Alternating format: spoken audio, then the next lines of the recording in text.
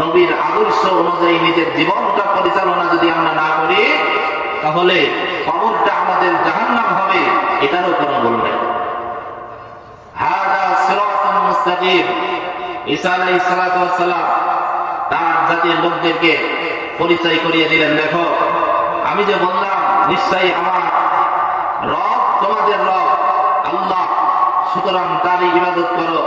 আর এই ইবাদত যার করবে, তিনি যে পথ মত দিয়েছেন এটাই একমাত্র মুক্তির পথ, এটাই সহজ পথ, এটাই সরল সঠিক পথ, এটাই জান্নাতের পথ।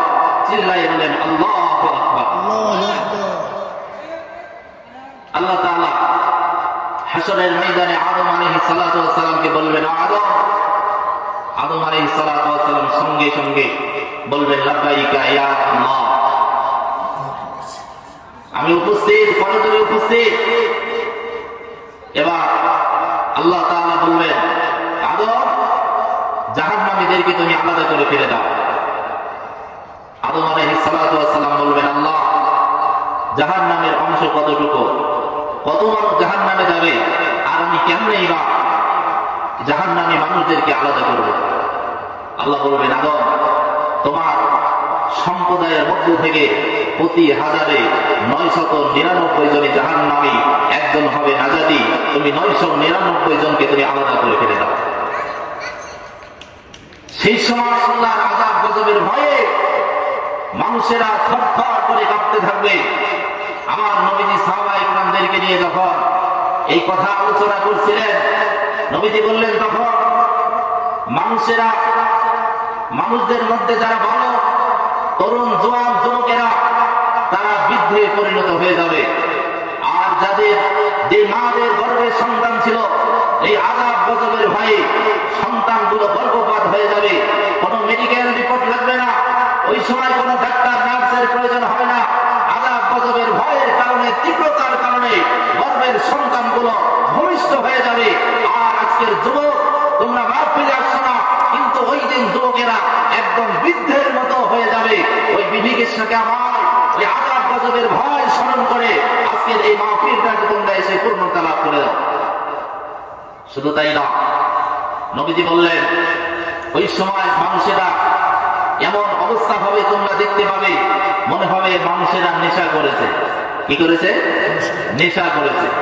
নেশা করলে দেখেন না, যেই জায়গায় আস্তানা নেশা করে যখন বের হয়, কার কি বলে কিছুই বোঝা যায় না। বাপকে ভাই বলে, মাকে খালা বলে, মাকে বোন বলে, কি বলে, নেশা করলে যা আল্লাহ পাকের হাবিবের বর্ণনা, মানুষদেরকে মনে হবে তারা নেশাগ্রস্ত হয়েছে, কিন্তু আসলে সেখানে তো নেশা কোনো কিছু পাওয়া যাবে না।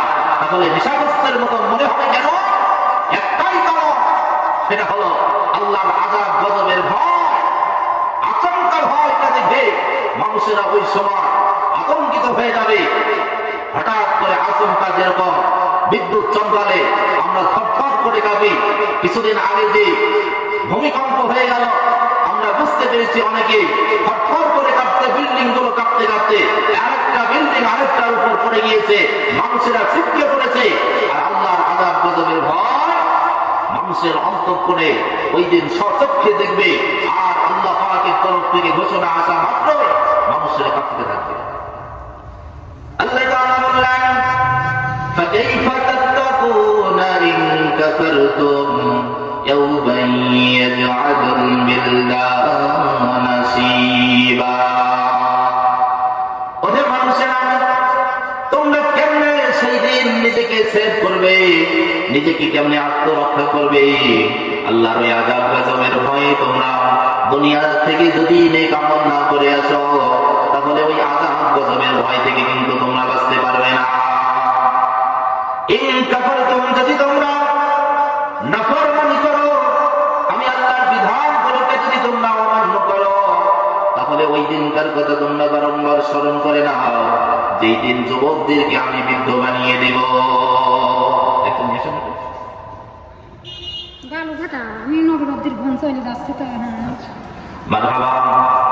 বালুঘাটা বাড়িয়ে 100 টাকা করেছে দাম। আমার আম্মা যান, আল্লাহ তার দানকে কবর করে নেন, হায়াত দারাজ করে দেন। আত্মীয় স্বজন যারা কবরের ময়দানে আছে, কবরের সওয়াবটাকে পৌঁছে দেন। আম্মা যান বালুঘাটা থেকে এসে 100 কবরে যাই দান তার জিন্দেগীর গুনাহ খাতাকে আপনি মাফ করে দেন। কিয়ামতের কঠিন মুসিবতের দিন এই দানকে ওসিলা করে নিয়ে আমার আম্মা জানকে একটু জান্নাতে যাওয়ার সুযোগ করে দিবেন। আল্লাহুম্মা আমিন। যেই কথা বলছেন আমাদের ভাইরা, আল্লাহ তাআলার এই ঘোষণা যে আমি আল্লাহ রাব্বুল আলামিন বালককে বৃদ্ধে পরিণত করে দিব। যুবকেরা সেই দিন বৃদ্ধ হয়ে যাবে। এই বিভীষিকাময় দেখে সুস্থ মানুষেরা মাতাল মাতাল ভাব হয়ে যাবে। আমার নবীজি যখন এই কথা তেলাওয়াত করে সাহাবায়ে কেরাম হুজুরদেরকে শুনিয়ে দিলেন, সাহাবা হুজুররা তখন নবীজিকে বললেন, ইয়া রাসূলুল্লাহি ইয়া হাবিবাল্লাহ হুজুর, তাহলে জান্নাতে যে এক ব্যক্তি প্রতি হাজারের 999 জন জাহান্নামী হবে। ইয়া রাসূলুল্লাহ, আমরা জানতে চাই একজন সেই নাজাত প্রাপ্ত ব্যক্তিকে, যে ব্যক্তি জান্নাতে যাবে। নবীজি আমরা জানতে চাই ওই জান্নাতি একজন মানুষটাকে। আমার দরদি নবী বললেন, ও আমার সাহাবায়ে কেরাম, তোমরা শুনে নাও, তোমরা একজনের পরিচয় খুঁজতে যাচ্ছ। আমি নবীজি আশা রাখি যে আল্লাহর কুদরতি হাতে আমার প্রাণ, ওই আল্লাহর শপথ করে আমি রাসূল বলছি, তোমাদের মধ্য থেকে 4 ভাগের 1 ভাগ যাবে জান্নাতে। সাহাবায়ে কেরাম এই কথা শোনার সঙ্গে সঙ্গে নারে তাকবীর আল্লাহু আকবার প্রতিধ্বনি দিতে থাকলেন। এরপর নবীজি আবার বললেন, আমার সাহাবায়ে কেরাম শুনে নাও, আমি আশা করি মা আল্লাহ তাআলার দরবারে যে আল্লাহ তাআলার কুদরতি হাতে আমার প্রাণ, ওই আল্লাহর শপথ করে বলছি, তোমাদের মধ্য থেকে 1/3 3 ভাগের 1 ভাগ যাবে জান্নাতে। নবীজির সাহাবায়ে কেরামগণ এই কথা শুনে আবার নারে তাকবীর আল্লাহু আকবার ধ্বনি দিয়ে দিলেন। মাইক নেই ভাই, একটু সাউন্ড বাড়ান যায় না? মাইক এটা হবে না ছেলে, মাইক হবে না। আল্লাহ নবী আল্লাহর হাবিব মুহাম্মদুর রাসূলুল্লাহ সাল্লাল্লাহু আলাইহি ওয়াসাল্লাম সাহাবায়ে কেরামদেরকে বললেন, তোমরা শুনে নাও, জেনে নাও, আমি আল্লাহ তাআলার কাছে আশা রাখি যে তোমাদের মধ্যে থেকে অর্ধেকই যাবে জাহান্নামে, আর অর্ধেক যাবে জান্নাতে। আমার নবীজির পরামর্শ স্পষ্ট করে দিলেন, সাহাবায়ে কেরামগণ তোমরা শুনে নাও, জেনে নাও, আমি আশা করি শেষ জামানার আমার উম্মতীদের মধ্য থেকে তোমাদেরকে একটা উদাহরণ পেশ করে যাই, একটা মিসাল পেশ করে যাই, তোমরা এটা মনে রেখে দিও। তা হলো এই যে তোমাদের বাড়িতে যেরকম একটা ষাঁড় লালন পালন করো, আছে না, এই যে কোরবানির জন্য গরু পোষা হয়। নবীজি বললেন যে তোমাদের যে একটা ষাঁড়ের গায়ে, কালো পশমওয়ালা একটা ষাঁড়ের গায়ে সাদা একটা পশম যেমন ধরা যায়, ঠিক তোমাদের মধ্য থেকে ওই একজনই হবে জাহান্নামী, বাকি সবাই যাবে জান্নাতে। জোরে বলি সুবহানাল্লাহ।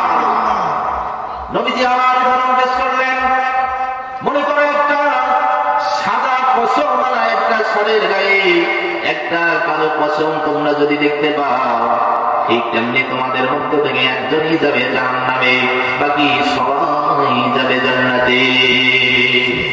তাহলে আমরা তো জান্নাতি হয়ে গেছি, তাহলে মাহফিলে আর বসার দরকার নেই।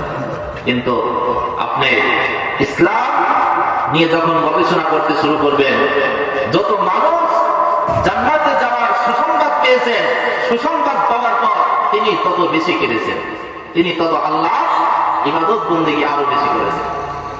আর আমরা যতটা ঈমান করা, ততটা ইবাদত থেকে আমরা বিচ্ছিন্ন, বহু দূরে আমরা পড়ে আছি। আল্লাহ তাআলা বললেন, আমার হাবিব আপনি বলে দেন, কু আনফুসাকুম ওয়া আহলিকুম নারা।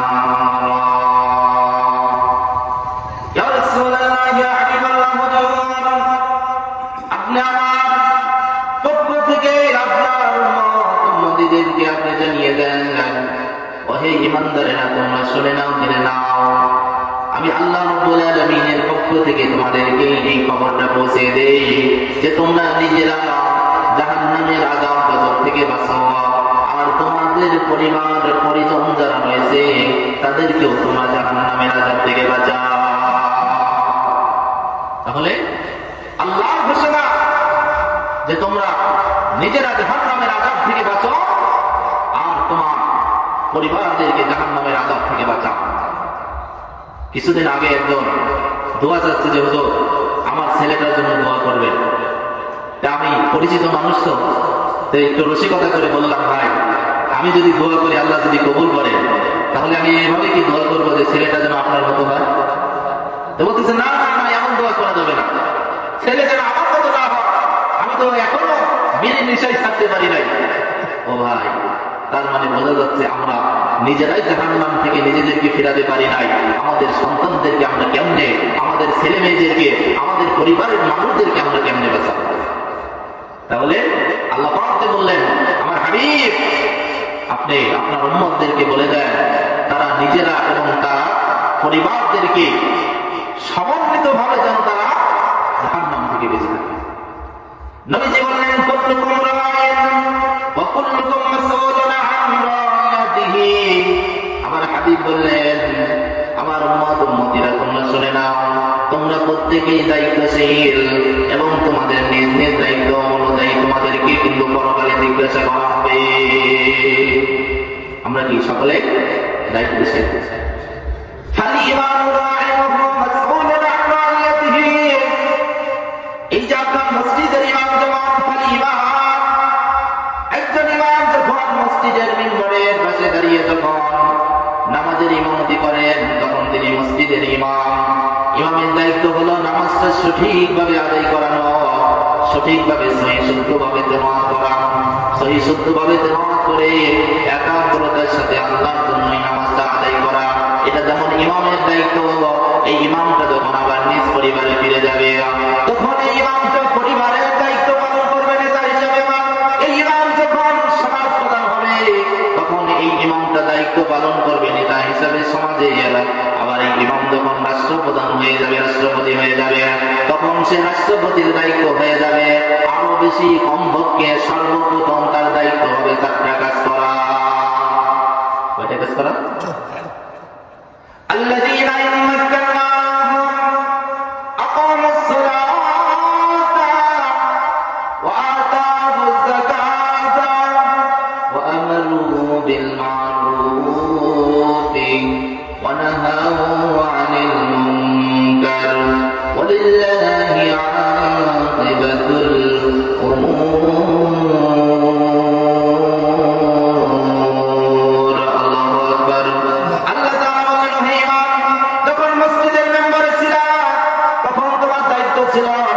সঠিকভাবে নির্ভুলভাবে আল্লাহর জন্য নামাজটা ইবাদত বন্দেগী স্বরূপ আল্লাহর জন্য করে দেওয়া, মুসল্লি সহ সকলকে জাহান্নাম থেকে বাঁচিয়ে দিয়ে আল্লাহর জন্য নামাজটা আল্লাহর কাছে পৌঁছে দেওয়া। ঠিক তুমি যখন আবার মসজিদ থেকে বের হয়ে তোমার পরিবারে চলে গেলাম, ওই ইমাম তোমার দায়িত্ব হলো পরিবারের সকলকে জাহান্নাম থেকে তুমি কেমনে বাঁচাবা, এই দায়িত্বটা তোমার উপর রয়ে গেল। আবার ইমাম তুমি যখন রাষ্ট্রপ্রধান হয়ে গেলা, এখন তোমার দায়িত্ব হলো 5 ওয়াক্ত নামাজ কায়েম করা। 5 ওয়াক্ত নামাজ কায়েম করা। তুমি নামাজ পড়েছো, ইমামতি করেছো, নামাজ কায়েম করার পর যখন রমজান মাস আসবে, বাৎসরিক একটা সময় নির্ধারণ করে তুমি ধনী মানুষদের থেকে, অর্থওয়ালা মানুষদের থেকে যাকাত আদায় করবা, আর মানুষদেরকে সৎ কাজের দিকে আহ্বান করবা, মানুষদেরকে সৎ কাজের প্রতি নির্দেশ প্রদান করবা, আর অন্যায় অপকর্ম থেকে মানুষদেরকে তুমি ফিরিয়ে আনবা। তাহলে এই মানুষ যখন মসজিদের মেম্বার তখন দায়িত্ব একটু কম, এরপরে মানুষটা যখন উচ্চ আসন পাচ্ছে দায়িত্ব বাড়তেছে না কমতেছে? বাড়তেছে। এই জন্য নবীজি বললেন, তোমরা কিন্তু সকলেই দায়িত্বশীল, পরকালে কিন্তু তোমাদের সকলকেই নিজ নিজ দায়িত্ব অনুসারে তোমাদেরকে জিজ্ঞাসা করা হবে। মানুষেরা তোমরা শুনে নাও, খালি ইমামু রা'ইন ওয়া হুয়া মাসউলুন আন রা'ইয়াতিহি ওয়া রাজুলু রা'ইন আলা আহলিহি মাসউলুন, ওহে পুরুষ তুমি শুনে নাও, একটা বললাম সেটা হলো ইমামের কথা, নেতার কথা। এবার শুনে নাও প্রত্যেক পুরুষেরা, তোমার দায়িত্ব হলো তোমার পরিবারের অধিনায়ক তুমি না। ওহে পুরুষ তোমার পরিবারের রাষ্ট্রপ্রধান তুমি না। ওহে পুরুষ তোমার অধীনস্থ যত মা বোন খালা ফুফু তোমার সন্তানাদি রয়েছে তাদের রাষ্ট্রপতি তুমি, তাদের প্রধানমন্ত্রী তুমি, প্রাইম মিনিস্টার তুমি। তোমার দায়িত্ব হলো সকল মানুষকে ইসলামের আদর্শের আদলে তাদের জীবনটা পরিচালনা করানো। তাহলে ইমাম সাহেব কিন্তু হাদিসের 1 নম্বর পয়েন্ট, ইমাম সাহেব কিন্তু তার দায়িত্বটা পবিত্রতার সাথে আল্লাহর জন্য ঠিকই সহি শুদ্ধভাবে তেলাওয়াতের মাধ্যমে নামাজটা সম্পূর্ণ করাছে কিনা এই দৃশ্যের নামাজ আদায় করে আসে। এরপরে কিন্তু আমাদের ঢালাও ভাবে সকলের উপর দায়িত্ব যে একজন পুরুষ তার পরিবারের উপর কতটুকু দায়িত্বশীল, সেই দায়িত্ব অনুযায়ী আমরা পুরুষেরা পরকালে কিন্তু আল্লাহ পাক আমাকে জিজ্ঞাসা করবে। এ কথা কি বিশ্বাস হয়? অবশ্যই হতেই হবে। যদি আমরা বিশ্বাস না করি তাহলে কিন্তু ঈমান থাকবে না। তাহলে আসুন আমরা কোরআনুল কারীম থেকে এই বিশ্বাসের কথাটা আরো স্পষ্ট হয়ে আসি। আল্লাহ পাক বললেন ওয়াকুল্লা ইনসানিন আলসামনাহু তাইরাহু ফি উনুকিহি ওয়া নুখরিজু লাহু ইয়াওমাল কিয়ামাতি কিতাবান ইয়ালকাহু মানশুরা। আল্লাহু আকবার। আল্লাহ তাআলা বলেন আমি প্রত্যেকটা মানুষের কৃতকর্ম, মানুষেরা ভালো করেছে কি মন্দ করেছে, কে সওয়াবের কাজ করেছে কে পাপ কর্ম করেছে, প্রত্যেকটা মানুষের কৃতকর্মগুলো আমি তার বলদেশে আমি সেট করে দিয়েছি। ঠিক যেমন সিসি ক্যামেরা যেখান থেকে দেখে তার আরেকটা যখন মেমোরি যেখানে থাকে ওখানে তার সমস্ত ফুটেজ ধারণ করা অডিও সহ সেখানে জমা হয়। যখন মালিকের প্রয়োজন অনুপাতে সেখান থেকে বের করে করে দেখে আর শোনে, ঠিক কিনা? এই যে মোবাইলে ধারণ হচ্ছে, যে কথাগুলো আমি বলছি সব রেকর্ড হয়ে যাচ্ছে, তবে মোবাইলের ধারণ ক্ষমতার বাইরে ও আর কোনো লোড নিতে পারবে না। ওর মেমোরি যতটুকু ততটুকুই নিতে পারবে। কিন্তু আল্লাহ পাক আমার আপনার জন্য আমার এই গলার ভিতরে এমন একটা মেমোরি কার্ড দিয়ে তিনি দুনিয়াতে আমাকে আপনাকে পাঠিয়ে দিয়েছেন। ছোট্টবেলা থেকে মৃত্যু মুহূর্ত পর্যন্ত যত অপকর্ম করেছি সব সেখানে ভিডিও ফুটেজ সহ রেকর্ড হয়ে আছে। আমার ঠিক যতগুলো ভালো কাজ করেছে আজকের এই ফকির পাড়ার মাহফিলে সে কোরআন সুন্নাহর আলোকে যে কথাগুলো আমি শুনেছি সে কথাগুলো রেকর্ড করা সেখানে থাকবে মানশুরা। আল্লাহ পাক বললেন কিয়ামতের কঠিন মুসিবতের দিন আমি বের করে দেখাবো একটা কিতাব যা সে খোলা অবস্থায় পাবে। এই সব কিছু রেকর্ড ফাইল থেকে আল্লাহ পাক তিন করে একটা কিতাব আকারে প্রত্যেকটা মানুষের সামনে তুলে ধরবে। প্রত্যেকটা মানুষ, আমিও পাবো আপনিও পাবেন। তাফসীরের মধ্যে আছে কোন মানুষের ডান দিক থেকে তার আমলনামাগুলো দেওয়া হবে। যে মানুষগুলো ডান দিক থেকে আমলনামা পাবে সামনের দিক থেকে ওই মানুষগুলো হয়ে যাবে জান্নাতি। আর যে কিছু মানুষ আছে তাদের বাম দিক থেকে দেওয়া হবে, ওরা কপাল পোড়া হতভাগা দুনিয়াতে আল্লাহর নাফরমানি করেছে। আর কিছু মানুষদেরকে আমল দেওয়া হবে সামনেও না, বাম দিক থেকেও না, ডান দিক থেকেও না। তাদের বাম হাতটা তাদের এই পাঁজরের মধ্যে দিয়ে মটমট করে ঢুকিয়ে পিছন দিক থেকে টেনে বের করা হবে। আল্লাহু আকবার। সেই দিন কি অবস্থা হবে মুমিন ভাইরা? যেদিন বাম হাতটা শরীরের দেহের মধ্যে দিয়ে এপার থেকে ওপারে বের করে দেওয়া হবে, মটমট করে যখন বাম হাতটা পিছন দিক থেকে টেনে আবার বের করে নেওয়া হবে, ওই দিন বলবে আমার হাতটা পিছনে দেওয়া হয়েছে, আমার হাতে কোনো একটা কিতাবের মতো দেওয়া হয়েছে, আমি তো কিছুই দেখতে পারছি না। ফেরেশতারা ওই সময় এসে তার ঘাটটা মটমট করে ভেঙে পিছন দিক করে দিবে। ওই বিভীষিকা মায়ের কথা একটু স্মরণ করতে হবে। তারা পিছন দিকে ঘুরে দেখবে যে কিতাবের মধ্যে সব কিছু লেখা আছে, যে কিতাবটা পড়ে পড়ে বুঝবে, একটু বেশিও লেখা হয় নাই, একটু কমও লেখা হয় না। তাহলে দুনিয়াতে আমরা এসেছি, আসার পর যা কিছু করছি সব রেকর্ড হচ্ছে। আজকে বিভিন্ন জায়গায় অপকর্ম হয়, চুরি ডাকাতি হয়, ছিনতাই হয়, গুম খুন হত্যা হয়, সেগুলো প্রশাসনের মানুষগুলো এসে আশপাশে দেখে যে সিসিটিভি কোথাও আছে কিনা, সিকিউরিটি ক্যামেরা কোথাও আছে কিনা। সেখান থেকে তারা ওই ধারণকৃত ফুটেজ দিয়ে বিশ্লেষণ করে শনাক্ত করে যে কত নম্বর গাড়ি এসেছিল, কতজন মানুষ এসেছিল, তাদেরকে চেনা যায় কিনা। আমরা আল্লাহ পাক ঠিক তেমনি ভাবে আমার আপনার জন্য সিসিটিভির ব্যবস্থা করে দিয়েছেন। কিরামান কাতিবিন, দুইজন লেখক সম্মানিত ফেরেশতাদেরকে বসিয়ে দিয়েছেন। যখন যা করছি, যা দেখছি, যা শুনছি, যা বলছি, শুধু তাই না, কোরআনুল কারীমের মধ্যে আল্লাহ পাক বলেছেন মানুষেরা চোখের দ্বারা যে চুরিটা করে, আল্লাহ পাক সেই চোখের চুরি করাটাও তিনি স্বচক্ষে দেখে থাকে। চোখের দ্বারা চুরি করা যায়, যায় না? চোখের দ্বারাও চুরি করা যায়।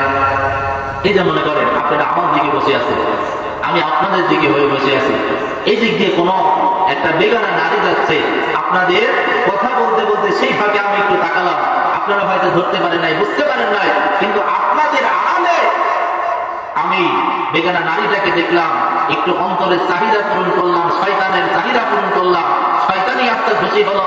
আল্লাহ পাক বলেন তুমি মানুষদেরকে ফাঁকি দিলা, কেউ দেখলো না, কেউ ধরতে পারে নাই, কিন্তু আমি আল্লাহ তাআলা তোমার ওই চোখের চুরি করাটাও ধরতে পারি। আল্লাহ,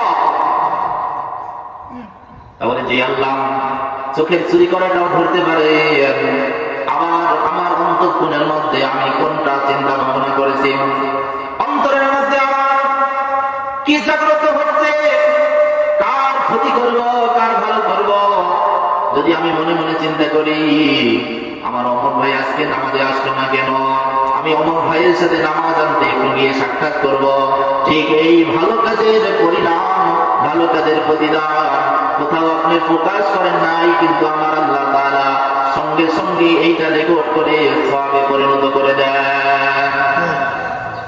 তাহলে অন্তরের চুরি করা, অন্তরে গোপনীয় বিষয়, আর চোখের চুরি করা যিনি দেখতে পারেন তার নাম কি বলে? আল্লাহ। সেই আল্লাহ আমাকে আপনাকে দুনিয়াতে পাঠিয়েছেন অযথা না। আমার রাসূলকে কত ইহুদি অমুসলিম পত্তলিকেরা পরীক্ষা করেছে।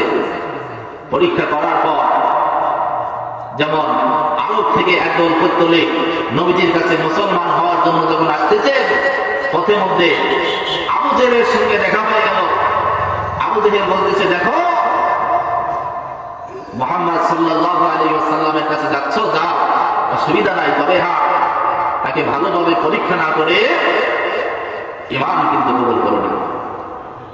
আমাদের সমাজে আছে কিনা যে একজন জিকিরের মাহফিলে যাবে, একজন আল্লাহ শরীরে ঘরে যখন হক কথা বলতে শুরু করে দেয়, তখন কিছু মানুষ আছে দেখো তোমার মতো মানুষ এই কাজ করা ঠিক হয়নি, তুমি একজন সাধারণ মানুষ, তুমি কি এগুলো বোঝো না?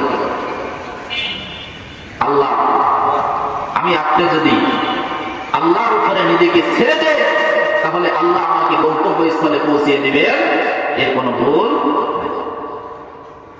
আরবের পত্তলিক আনসার আমার নবীজির কাছে মুসলমান হওয়ার জন্য যখন রওনা করলেন, আবু জেহেল প্রতিমধ্যে ধরে বলল দেখো মুহাম্মদ সাল্লাল্লাহু আলাইহি ওয়াসাল্লাম তিনি নতুন ধর্মের অনুসারী হয়ে নতুন ধর্ম প্রচার করেছে, খবরদার খবরদার, তাকে ভালোভাবে পরীক্ষা না করে কিন্তু তোমরা বাপদাদার পুরনো ধর্ম কিন্তু তোমরা ত্যাগ করো না। আমাদের মধ্যে আছে কিনা যে ইহুদি খ্রিস্টান হিন্দুদের মতো কিছু আছে যে আমরা বাপদাদার অনুসরণ করে নিজের জীবন যাপন করবো, অন্য নতুন কিছু আমরা এখানে আসতে দেব না, আছে কিনা? ঠিক আবু জেহেলের কথা শুনেন একদল পত্তলিক বলল ঠিক আছে আমরা জানি মুহাম্মদকে কিভাবে আমরা পরীক্ষা করব নেতাজি, তাহলে নেতা আমরা তো ভালোভাবে চিনি না তাকে, তাহলে নেতাজি যে যদি আপনি আমাদের সঙ্গে যান, আপনার মাধ্যমেই নাকি মা আমরা পরীক্ষা করতে চাই, আপনার মাধ্যমে পরীক্ষা করা যাবে মা। আবু জেহেল বলল, ঠিক আছে, আমি তো সেটাই চাচ্ছিলাম যে আমার নেতৃত্ব তোমরা মেনে নাও, আমাকে ফলো করে তোমরা মুহাম্মাদের কাছে যাও, কারণ আমি তো সবসময় চাই মুহাম্মাদকে আমি লাঞ্ছিত করতে, অপদস্থ করতে, আমি এ বিষয়ে খুব পারদর্শী। আবু জেহেল মুহাম্মদ সাল্লাল্লাহু আলাইহি ওয়াসাল্লামকে অপমানিত করে আর ঈমান ছাড়া ঈমান কবুলই করেন নাই। এমন অবস্থায় ইসলামের পক্ষ নেয় যে ব্যক্তি, তিনি ইসলামের অন্যতম শাহাদাত বরণকারী হয়ে যান। আমার নবীজি একদিন কাবা চত্বরে, আবু জেহেল কাবা চত্বরে রয়েছে, নবীজিকে আবু জেহেল একটা আঘাত করলেন, আঘাতের খবরটা চারিদিকে ছড়িয়ে পড়ল। এমন অবস্থায় হযরত হামজা রাদিয়াল্লাহু তাআলা আনহু তিনি কোথাও থেকে যেন চলে আসলেন। হযরত হামজা রাদিয়াল্লাহু তাআলা আনহু সেটা ভালো কথা।